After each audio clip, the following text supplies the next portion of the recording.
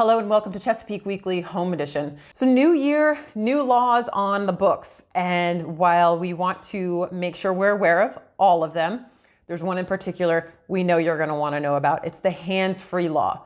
So if you drive a vehicle and own a cell phone, listen up. Here's the info for you on that new law. We went to the Chesapeake Police Department to help us understand what it means for us. Very simply is if you have to physically pick up the device and manipulate it, that's against the law.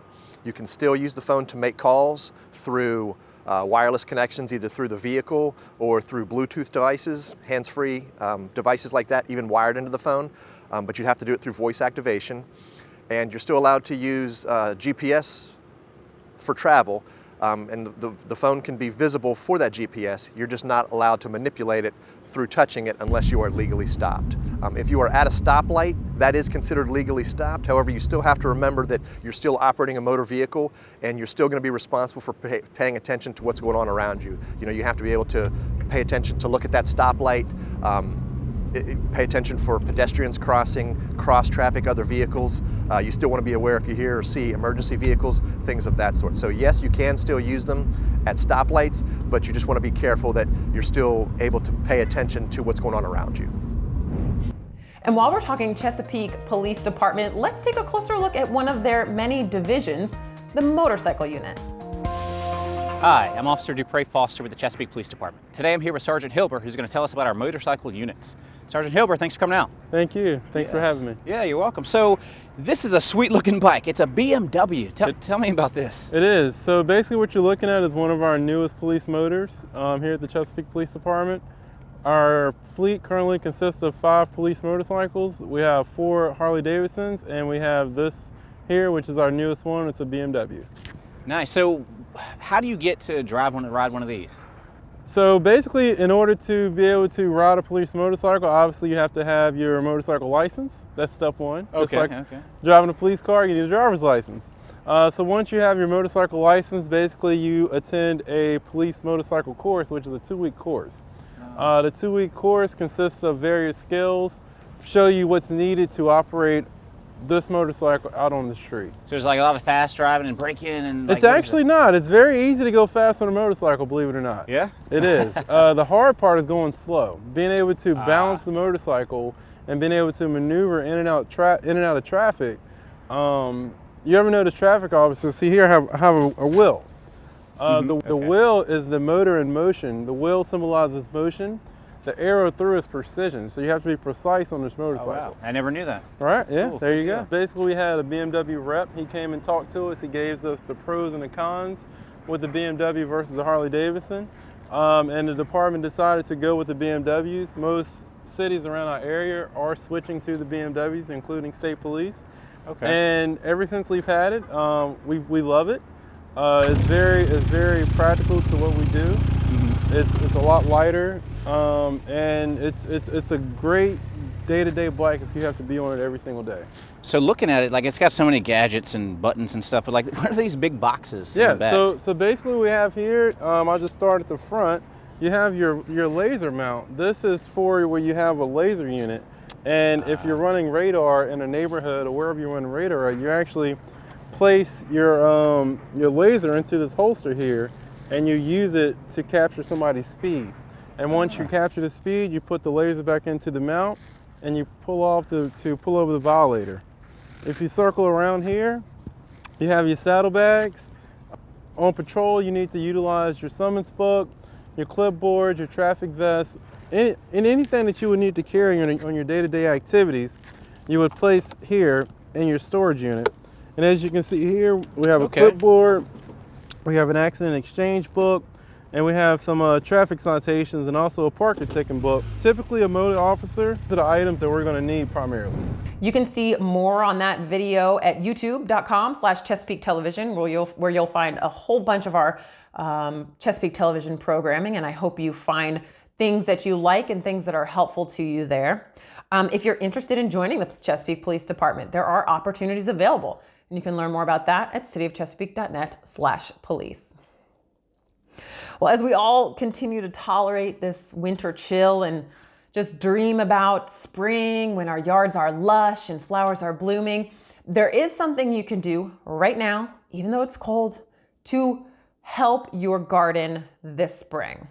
So Mike Andrzejczyk with the Virginia Cooperative Extension has some tips on what you can be doing now in your garden to make sure you have a beautiful garden come spring. Take a look. I'm Mike Andrzejczyk with Virginia Cooperative Extension, and today we're going to talk about hydrangea pruning. Now, you can prune hydrangeas in two main seasons, the summer when they're in bloom or in the dormant season in winter. So today they're just finishing bloom, which is fine, and we can go ahead and make two cuts. We're going to look for the branches or the stems that have already bloomed, okay? Those are the ones you're going to remove because typical macrophylla or big leaf hydrangeas bloom on last year's growth, okay? So this bloomed this year. Next year, there are little side branches where it could bloom from, but that's not going to be very attractive.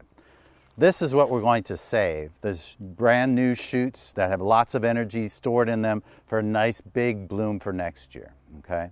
So what we're going to do is, again, go all the way down, find these branches that bloomed, and go all the way down to the base of the plant.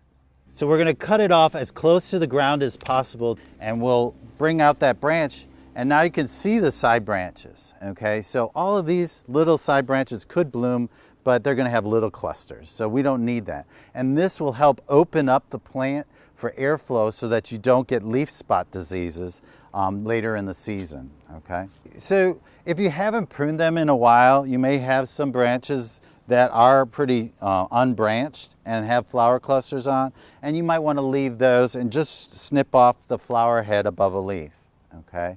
And then leave that on the ground or take that to your compost pile.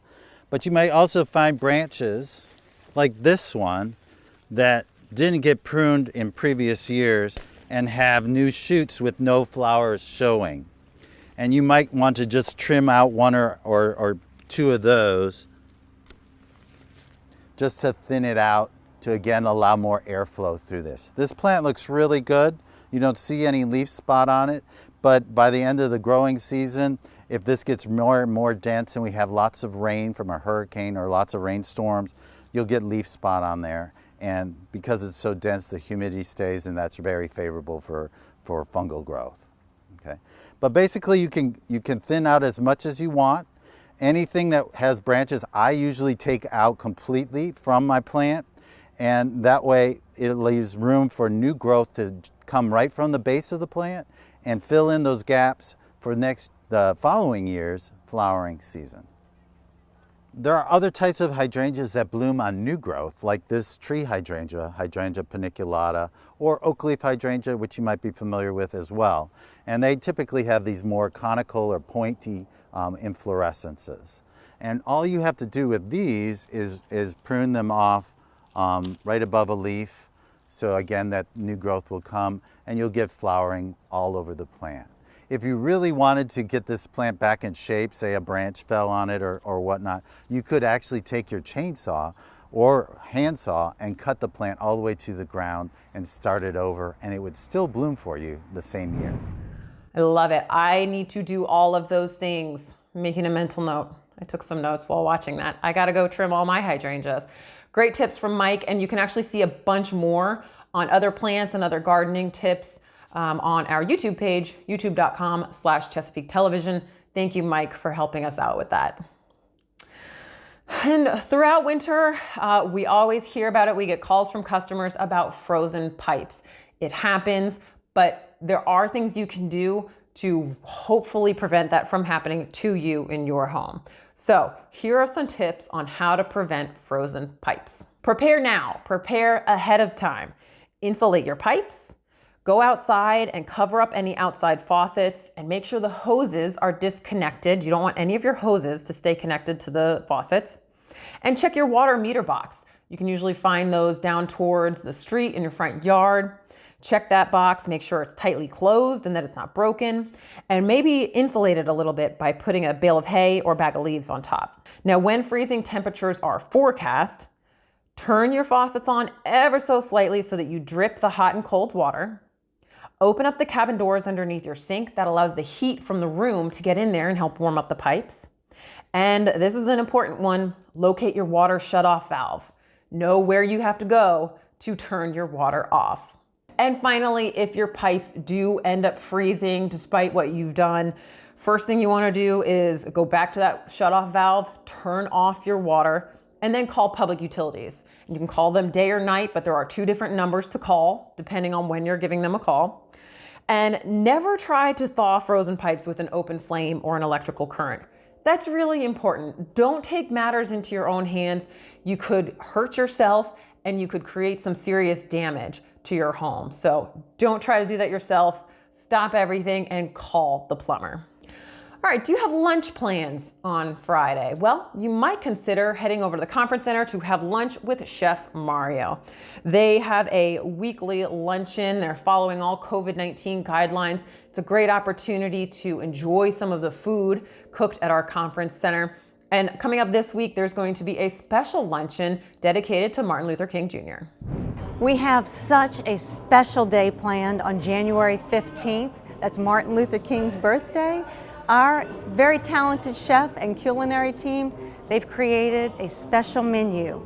With the research we've done, we see his favorite food is fried chicken, which I have a recipe for, which is like Mario's famous fried chicken.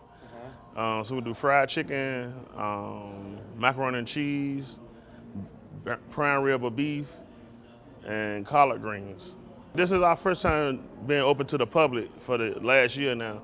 Usually you had to book events or stuff like that. So now you can come on lunch break, take it dine in or take it and dine out. It's $12 open to the public for everyone. It's $10 for first responders. They get a discount. Also during the pandemic, we were spacing out the room. If people come together, they're allowed to sit together no more than 4 people to a table. We have, gloves, sanitation, social distancing, everything is safe, everybody's safe, everybody's wearing masks. You get your mask when you first come in. When you sign in to pay. Learn more about lunch with Chef Mario and other Chesapeake Conference Center offerings at chesapeakeconference.com.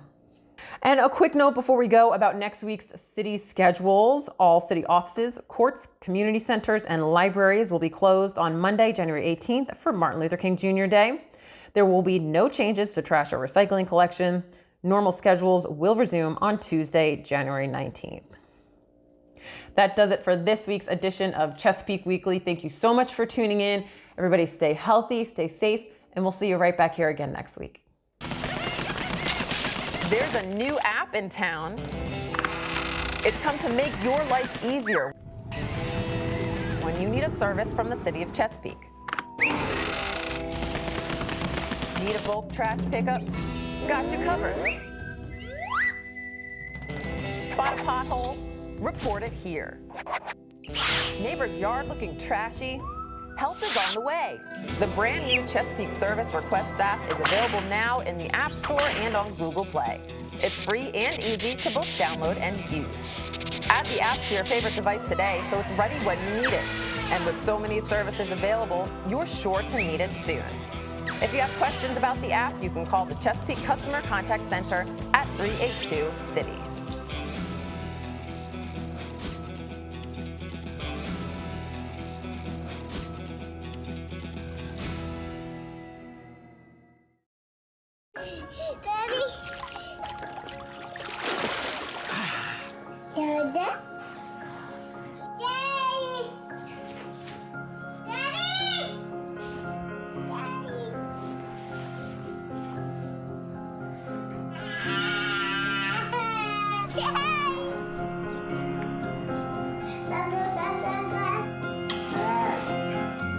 Dad? Dad? Daddy! Dad. Dad.